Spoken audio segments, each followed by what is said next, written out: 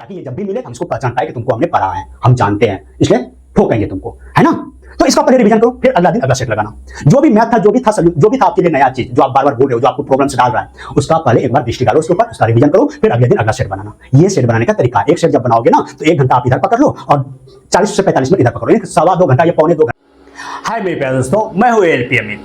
आज हम बात करेंगे ऐसे कैंडिडेट जो टेस्ट देते हैं, हाँ मौखिक टेस्ट होता है ना, टेस्ट देते हैं कि नंबर जो है, अगर आप एलपी का तैयारी कर रहे हैं या एसएससी या ग्रुप डी या एनटीपीसी या आपका टेक्नीशियन जो भी तैयारी कर रहे हैं आप, अगर आपका 100 का सेट है, चलो 100 प्रश्न है, उसमें 100 में से 25 मैथ है, मैथ का ये 25 हो गया, रीजनिंग भी 25 है, रीजनिंग भी 25 है, 25 में 50 हो गया। करंट अफेयर्स ले लो 12 या 15 ही पकड़ो, चलो 15 ही पकड़ते हैं। करंट अफेयर्स कितना हो गया, 25 में 50 10 65 है ना। अब बचा 35 जो है, इसमें क्या है, क्या हो सकता है, फिजिक्स हो सकता है, इक्का दुक्का केमिस्ट्री हो सकते हैं, हो सकता है किस्मत खराब हो तो जीके भी हो सकते हैं, और बायो, है ना। ये ही होगा ना आपका, अगर पार्ट ए में अगर देखा जाए, अगर क्रैक एलपी 2025, अगर 2025 का जो अभी जो एलपी आया, अगर आप उसको क्रैक करना चाहते हैं, या फिर एनटीपीसी हो, ग्रुप डी हो, टेक्नीशियन हो, जो भी, तो आपको जो है ये इन चीजों को फॉलो करना होता है। अगर आप टेस्ट देते हैं तो टेस्ट में अगर 25 30 या फिर पकड़ो 50 या फिर 60 है ना, 65 यही नंबर आता है, और इससे नंबर आगे नहीं बढ़ता है, तो क्या करें। बात तो सही है, आपका तैयारी जो है बहुत दिन से चल रहा है, साल 2 साल 3 साल 5 साल 10 साल, लेकिन आप जो है इस नंबर को पार नहीं कर पाते हैं। तो क्या करना पड़ेगा ताकि जो है मेरा एक नंबर ज्यादा उठे और मेरा भी एक रिजल्ट हो। मेरे दोस्त, जब एक टेस्ट लगाते हैं, चाहे वो 100 नंबर का टेस्ट हो, 100 प्रश्न हो, चाहे उसमें 200 प्रश्न हो, चाहे वो 75 एएलपी का CBT 1 का 75 वाला हो, तो आप जब सेट लगाते हैं, अगर 100 में से आपने 50 किया तो 50 प्रश्न तो आपने छोड़ दिया ना। अभी देखो 50 छोड़ दिया, 50 में से चलो 40 आपने ठीक किया, 10 तो आपने गलती किया ना, तो इसका नंबर कितना हो गया, 50 10 60 प्रश्न ऐसे थे जो आपने नहीं जानते ही नहीं थे, 50 नहीं जानते थे, 10 एक्स्ट्रा क्या था वो भी गलती किया, तो 60 प्रश्न ऐसे थे जो आपने नहीं जानते थे। तो 60 प्रश्न तो आपके लिए नया है ना।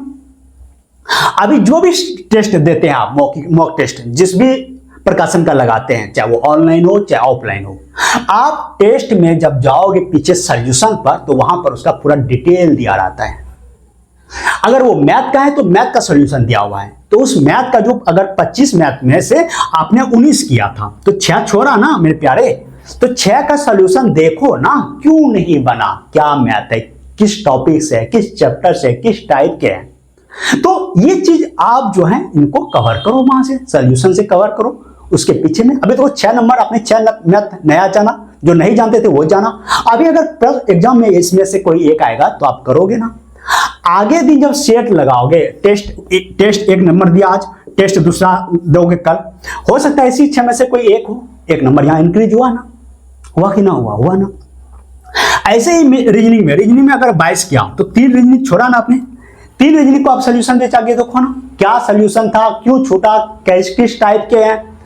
पहले तो ये जो छूट रहा है, ये जिस भी टाइप से है, जिस भी चैप्टर से है, मैथ में जाओ, इसका चैप्टर निकालो, परसेंटेज से है, CI से है, SI से है, निकालो, और उस टाइप के जितने भी प्रश्न हैं सबको खंगाल डालो, उसका पोस्टमार्टम कर डालो, ताकि आगे दिन जब आए ये हमसे नजर ना मिला पाए, यानी कि इसको हम निचोड़ दें, है ना। तो यहां से 3 अगर करोगे आप तो 3 नया सीखें आप, तो आगे दिन जब अगला सेट लगाओगे, इसी में से 3 से कोई एक आ जाए, एक नंबर बढ़ा, या मेन एग्जाम पर बैठोगे तो यहीं से कुछ देखने के लिए मिल जाए, मतलब ऐसे टाइप के, तो आपका एक नंबर बढ़ा ना, तो बूंद बूंद से घड़ा भरता है ना।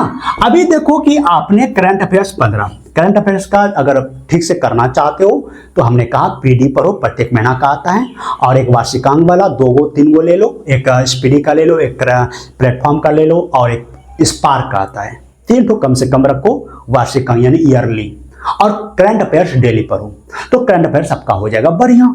अब यहां पर जिस भी सेट में देते हैं आप, 15 में से अगर 10 करते हैं, 5 को छोड़ा ना आपने, 5 को सोल्यूशन में जाके देखो ना, सोल्यूशन पर कि क्या था, उसको पूरा बढ़िया से पढ़ लो, रीडिंग कर लो, और उसको अंडरलाइन करो। अगले दिन, अभी रुको इस पर बात करते हैं, अभी हम 35 हैं, 35 में से अगर आप 15 करते हैं तो आपने 20 छोड़ा ना, 20 छोड़ा ना, इस 20 आपके लिए नया है, ये 20 को आप कवर करो। कवर कैसे करोगे? सॉल्यूशन पर जाओ और पूरा पूरा 20 को कवर करो, उसको अंडरलाइन करो। एक सेट तभी कंप्लीट होता है जब आप 1 घंटा के अंदर में इसको कंप्लीट 100 लगाते हैं, जिसमें आपका 40 नंबर आया, बाकी 60 छोड़ा था, और इस 60 का सॉल्यूशन देख लिया आपने, पीछे में जाके सॉल्यूशन देख लिया और उसको देखा ही नहीं बल्कि कवर किया, याद कर लिया। जो आपने 35 आपका जो ये फिजिक्स केमिस्ट्री बायो ये सब था, 35 में से 15 किया, 20 छोड़ा था, इस 20 को हमने याद कर लिया, तब एक सेट कंप्लीट हुआ और आपका नंबर बढ़ा और आपका एग्जाम निकलेगा। तो बूंद बूंद से घड़ा भरता है, तो ऐसे ही आपके नंबर बढ़ेंगे। तो आपको जो है पीछे में सॉल्यूशन को कवर करो, तब जाकर के आपका इंक्रीज होगा। दूसरा बात, अब ये हो गया एक सेट का कहानी बताया। अगले दिन अगला सेट लगाओगे ना, तो अगला सेट लगाने से पहले ये जो 20 को प्रश्न था, जो जीके और मैथ फिजिक्स केमिस्ट्री से था, साइंस से जो 20 को था, जिसको आज आपने पढ़ा था, इसको अगला सेट लगाने से पहले एक बार इस पर दृष्टि डालो, इसका रिवीजन करो, ताकि ये हमारे लिए नया ना रहे, हमारे लिए जान पहचान हो जाए इसका, ताकि ये जब भी मिले तो हम इसको पहचान पाए कि तुमको हमने पढ़ा है, हम जानते हैं, इसलिए ठोकेंगे तुमको, है ना। तो इसका पहले रिवीजन करो, फिर अगला दिन अगला सेट लगाना। जो भी मैथ था, जो भी था आपके लिए नया चीज, जो आप बार बार भूल रहे हो, जो आपको प्रॉब्लम्स डाल रहा है, उसका पहले एक बार दृष्टि डालो उसके ऊपर, उसका रिवीजन करो, फिर अगले दिन अगला सेट बनाना। ये सेट बनाने का तरीका है। एक सेट जब बनाओगे ना, तो 1 घंटा आप इधर पकड़ लो और 40 से 45 मिनट इधर पकड़ो, यानी 1.25 घंटा या 1.25 घंटा आपको एक सेट कंप्लीट करने में लगेगा। तो समय दो, ठीक से पढ़ो, ताकि आपका एग्जाम निकले, आपका समय बर्बाद ना हो। एक वैकेंसी को चुक करते हैं तो 5 से 7 साल आपको इंतजार करना पड़ता है, इसके कारण आपका उम्र भी बढ़ जाता है और आप कई वैकेंसी भरने से भी चूक जाते हैं। इसलिए पढ़ो, सही से पढ़ो, सही तरीके से पढ़ो, ताकि आपका एक सीट पक्का हो।